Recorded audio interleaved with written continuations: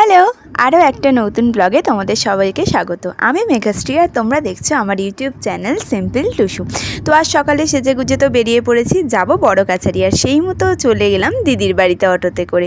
আর এই দেখো, এই হলো আমার দিদির মেয়ে, যেটা সব সময় আমার কাছে তো আমার প্রিয় মানুষ, একটা সব থেকে কাছের মানুষ হচ্ছে আমার দিদির মেয়ে। তো এই দেখো, আমি আর আমার দিদির মেয়ে বসে পড়েছি অটোতে, অপেক্ষা করছি ওর বাবা মা। তো সেই মতো তাড়াতাড়ি করে আমরা বেরিয়েও পড়লাম, অটো প্রায় ছেড়েও দিল। আর এরপরেই আমাদের সাথে এই ঘটনাটা ঘটে। ঘটনাটা কিছুই না, আমাদের অটোটা না একটু গাড্ডাতে পড়ে গিয়েছিল।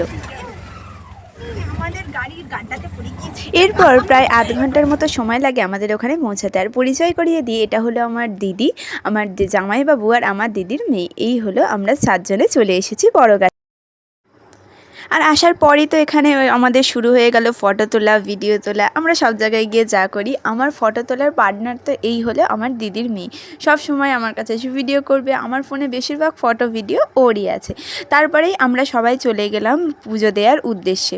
এই যে প্রথমে ঘাটে পৌঁছে গেলাম তাড়াতাড়ি করে, প্রায় অনেকটাই ভিড় হয়েছিল, কারণ সোমবার গিয়েছিলাম তো, শ্রাবণ মাসে সোমবার বলে কথা, ভিড় তো হওয়ারই কথা ছিল।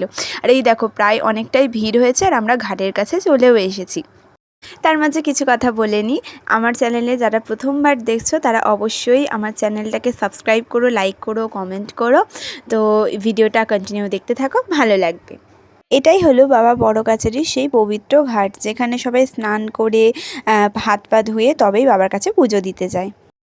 এরপরই তো সমস্ত ভিড় কাটিয়ে আমরা সবাই মন্দিরে যাওয়ার উদ্দেশ্যে চলে গেলাম। ওখান থেকে মন্দিরটাই 2-3 মিনিটের মতোই দূরত্ব ছিল, কিন্তু যেহেতু বৃষ্টি হয়েছিল খুবই যেতে একটু অসুবিধা হচ্ছিল। তারপরে এই দেখো, আমরা মন্দিরে চলে এসেছি। আর খুব ভিড় হয়েছিল সেদিনে, দেখেছো কি অবস্থা, সবাই মহাদেবের কাছে জল ঢালতে এসেছে। আর সেই মতো আমরাও ওপরে পৌঁছে গেলাম। এই ভিড় কাটিয়েই বাবার কাছে পৌঁছে গেলাম এবং মনের সব ইচ্ছা প্রকাশ করলাম।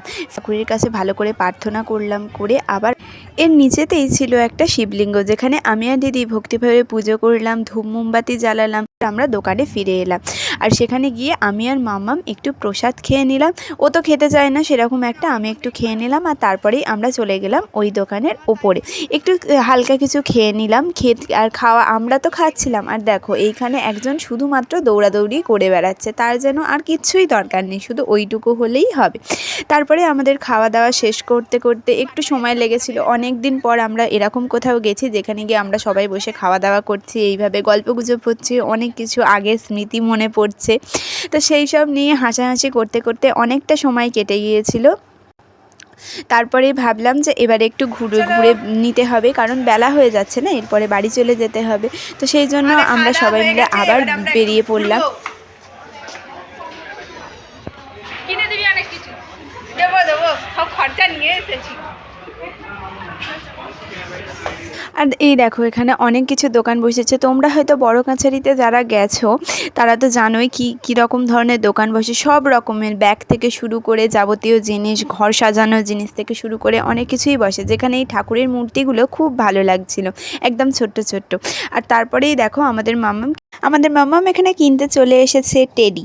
যেহেতু বাড়িতে অনেকগুলো আছে, অন্নপ্রাশনে অনেকগুলো পেয়েছিল, তার সত্ত্বেও তো ওর বায়না মেটে না। তো ও এইখানে যে হাতিগুলো দেখছো, এইখান থেকে ও দুটো নিয়েছিল, একটা ওর জন্য আর একটা ওর বড়মার মেয়ের জন্য ওকে কিনে দেওয়া হয়েছিল। তারপরে আমিও ওকে একটা পুতুল কিনে দিয়েছি, যেটা আমি তোমাকে পরে অন্য একটা কোনো ভিডিওতে তোমাদেরকে অবশ্যই দেখাবো, ওইটা এই ভিডিওতে নেই।